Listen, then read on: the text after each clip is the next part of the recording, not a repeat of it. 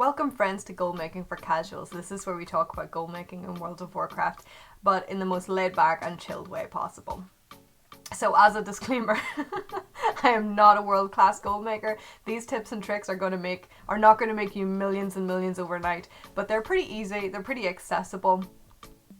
They're pretty accessible, and they'll make you enough to afford your token or anything else you might want to be buying with your gold.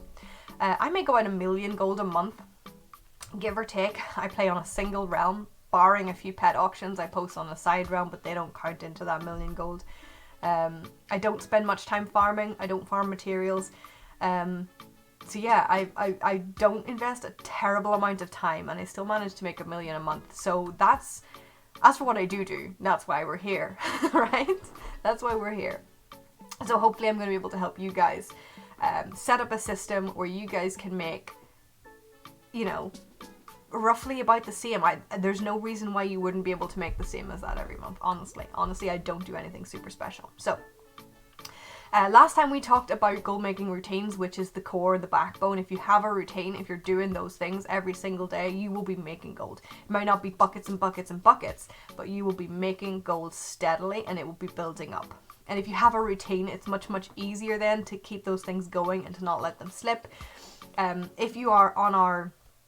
If you're on our subscriber list on Patreon or on Twitch, then you will have a free little personalizable goal making checklist where you can check all those things off. But there's also add-ons and things you can get to do that as well, and we're going to talk about those in later episodes. But today we're going to talk about bank alts and guild vaults.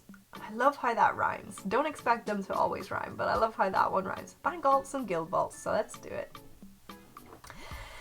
Okay, so in making a bank alt, you might think you don't need one, but honestly, if you want to do any kind of gold making, even the kind of gold making that I do here, the super chilled casual gold making, you want to get yourself a bank alt.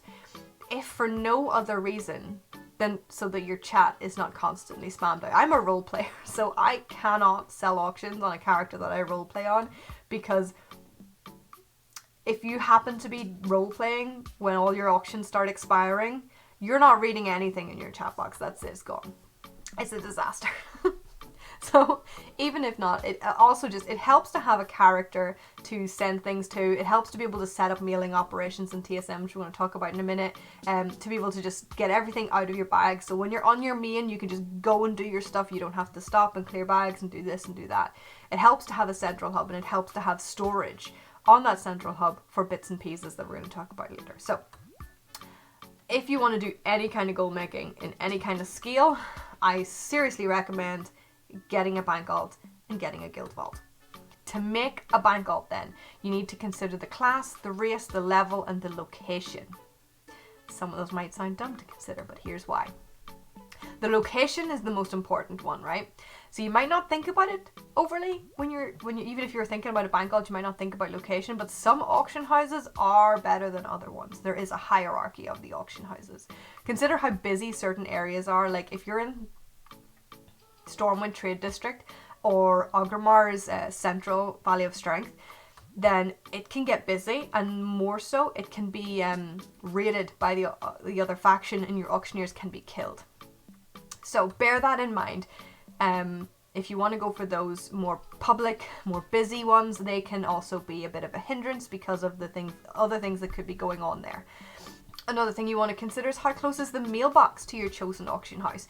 A lot of them are outside the building. In Silvermoon, one of the mailboxes is on the other side of the exchange to the auction houses. It's miles away. You spend most of your time running between the auction house and the mailbox at that one. So it's not a great auction house for efficiency anyway. And if you're doing 1,000 and if you're reposting 1,000 auctions, you want maximum efficiency. So you want your mailbox as close to your auction house as possible, and if possible, somewhere that's also close to a bank and a guild vault. Good ones are Shatrath, because then you have the mailbox, the bank, and the auction house all in the same little building. Depending on your faction, it'll be on opposite sides, but they have it all contained in the same little building. So they're pretty close. Booty Bay is a good one because there's a bank and an auction house and a mailbox like in a tiny triangle of each other, but again, you might have those guys might be killed if people are farming the rep. If you have a long boy, you can go anywhere. So you just find your favorite mailbox that happens to be close to a bank and you're golden. So yeah, consider your auction house of choice. There's a lot of them. If you're an engineer, I hear the Pandaria hub is very good. If you happen to be doing your auctioning on an engineer, which is why professions come into this, then engineers can use auction houses that are not available to other people. So there's one in Dalaran, there's one in Pandaria, which I believe is very close to a bank and a mailbox, and I think they're bringing them back in to... Did they bring them back into the Zandalari and the Kultiran ones? I'm not a heavy engineer, so I'm not 100% sure, but most places have an engineering auction house. So if you're an engineer, that's going to be an added bonus.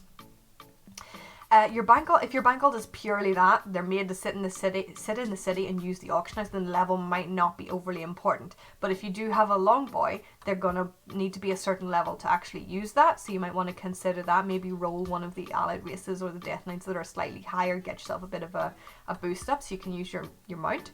Also consider where your auction house is and where they're going to be. And while you can get portal to most places, you can get a friendly mage to portal you to Shattrath quite easily.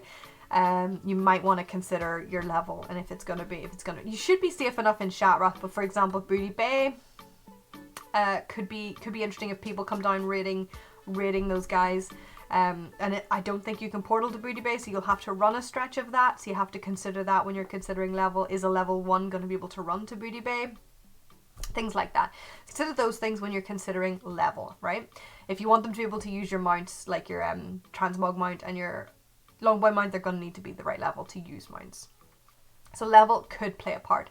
Class is fairly class and race are fairly flexible. Obviously you're going to want to be on the faction that you want your gold on, so that's going to limit your class somewhat.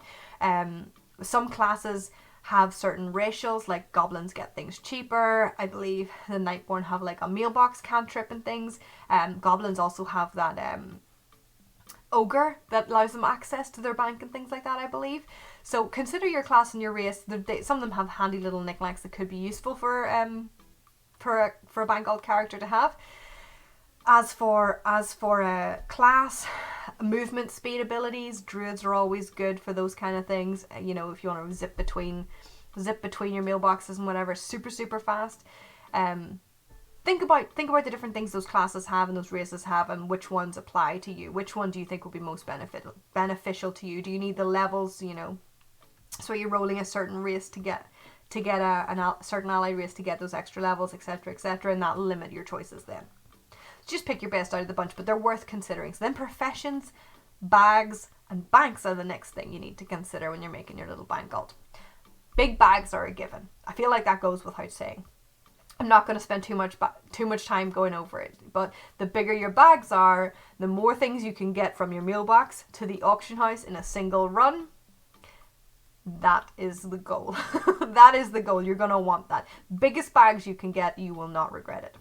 Banks are a personal preference. Personally, I don't use my bank on my bank golds very much. But that's because the guild vault is so much more useful that the personal bank, I don't have any need for it. I don't have any need for using their personal bank. So most of my personal banks are jam-packed full of transmog gear that I'll never get around to wearing, and I leave it at that. The vault, however, is where this becomes super useful.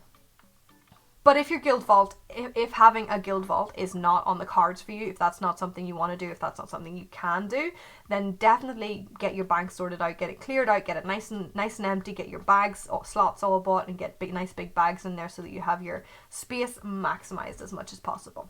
Now, the big boy of AH alts is the guild vault. To start a guild, you need a decent name. I'm not going to help you with names. I'm terrible with names. It's the one thing I'm really horrible at, is naming literally anything. Characters, stories, anything. I'm horrible at it. Come up with a good name though. And then you'll need 4 people to sign your charter. You can either recruit those from your friends, or you can recruit them on trade chat, give them a little gold as a reward, get your 4 signatures, and you're good to go. Then you need to buy a vault. And this is a little bit of an investment, friends. You can buy all the first 7 tabs without any external criteria. There used to be a criteria for the 7th tab where your guild had to be level 5, but they got rid of guild levels, so I think you can just buy that one straight now. So to buy tabs 1 through 7 is going to cost you 19,350 golds. That's almost 20k. The 8th tab costs an additional 20k, but to do that one, to buy that token, you have to have got the Stay Classy achievement on your guild. So that means you have to have an orc of every class in your guild at max level, you know, a troll of every class in your guild at max level for all of the different races. So that's slightly unachievable for me, at least. Maybe you have a guild that already has it, more power to you, but if you have the 20k, that's where your 8th slot comes from. However, you do not have to buy every single slot at on your first day. So you can just start with the first one. The first slot's 100 gold. When you outgrow that, get the second one for 250 gold. By the time you outgrow that, you'll have the 500 for the next one, and so on and so forth, to the point where by the time you get to the point where you need a 7th guild tab, you will not worry about spending the 10k to get it. If you already have a ton of gold and you want to just get the investment in straight off the bat, then by all means sink the 19k in and get them sorted out. But you know, you can build it up as you go. There's no time requirement on it. I have two guild vaults. I use one to store overstock of pets and transmog items because you don't want to flood the auction house with those. And I use one to store materials that I pick up when I find them cheap. So what I'll do is I'll run a scan for materials that I find myself using a lot. And when they're cheap, I'll buy tons and tons and tons of them. And then I'll just store them in my guild vault. And every time I go to restock my professions, I'll just take them out of my guild vault rather than buying them straight when they could be super expensive, if that makes sense. So I have one for items and I have one for materials. You do not need to have two. You could have a tab for materials and a tab for items, whatever works for you. But honestly, having that space is so useful. And you can have, like, if you have crafting alts, throw them in there too, and then everybody can pull from that same pile of materials. So it can be very useful that way. Incorporating TSM is the next step to getting your bank alt set up. So you have your bank alt, you have your guild vault. And that's incredibly useful start. Those two things by themselves are incredibly useful to have if you're doing any amount of crafting or gold making or anything. But you can make it even more useful and even more functional and even more easy using TSM. TSM stands for Trade Skill Master. It's an add-on for World of Warcraft. It's vital to gold makers, honestly. We're going to talk more about it in episodes coming up not too far away. We're going to go into TSM overview and how to use it, etc, etc. So but you probably already have some basic knowledge of it if you're here, to be fair. When it comes to bank alts, there's two main functions that can be useful, and both are related to the process of mailing. I'm going to show you down in the I'm not sure which way it is, down in the box down there. I'm going to go through it while I speak through it. I'm going to show you guys on screen how you would set up this. But you're going to go into your mailing operations, into your mailing operations, and then you're going to make a mailing operation that has the name of your bank alt in it. So basically just a mailing operation that's going to send things to your bank alt. Mailing operations are super simple. I suggest as well, if you have a group with all the lockboxes in it, that you set up a mailing operation for your rogue so that you can automatically mail those to your rogue as well. That's a lifesaver. I built that into my TSM profile that I have for my subscribers as well, because honestly, just being able to one click and get all of those out when you're leveling characters through Shadowlands is ridiculously good. You can then attach that mailing operation to any groups that you like. So if you have your TSM set up, if you're using for example an imported profile of Shreya's or anybody else's, then you can just go through your groups and click on the group, click on the operations, and you can add that mailing operation to any groups that you want sent to your bank alt. So if you want to sell all your transmog on your bank alt, attach that mailing operation to your transmog group, and then when you go into your mailbox, you just go to groups, the groups tab, and it will say send groups, and with that one click it will pull all of the BOE greens that are in your transmog group out of your bags and automatically send them to your bank alt. You do not have to do anything. It does it all by itself. It's amazing, guys. Highly recommend. If you want to send over your materials, if you're out farming and whatever, and you want to send over your materials to your bank vault so you can throw them into the vault for storage for your next crafting, attach that same mailing operation to your materials groups as well. And again, one click, you can send all your materials over to your bank vault and have them stashed away. You can also send excess gold. If you want to stash your gold either on your bank vault or in your guild vault, which you can do if you have over the cap, if you have over the 10 million cap, you can start storing that gold in your guild vault instead. So if you want to store your gold in there, you can send excess gold by going into the tab for it on your mailbox, opening your mailbox, going into the tab. You type in the number of gold, the amount of gold you want to keep on your character. Say 10k, you type in 10k, and it will automatically then, when you click that button, send everything over that to your bank vault. So you can send all of the stuff, all of the gold, everything that you're doing with literally a handful of clicks and have it all done automatically for you. TSM is a super useful tool for far more than just the auction house. So these are really great things that we're going to go into a bit more in some of the later episodes as well. Like the vendoring and the mailing are going to be quite important when it comes to doing our vendor runs and things. But we'll get into that another day. For now, friends, as always, if you have any suggestions, requests of topics, any questions or anything like that, please drop us a comment and let us know, or catch us on Discord or Twitter or any of those other social links. They're all contained down below. If you're a gold maker, aspiring or otherwise, please jump into our Discord and share your own tips and tricks, share your sales posts. We do join our discussions. We have daily tips in there for gold making, monthly challenges with rewards, I might add.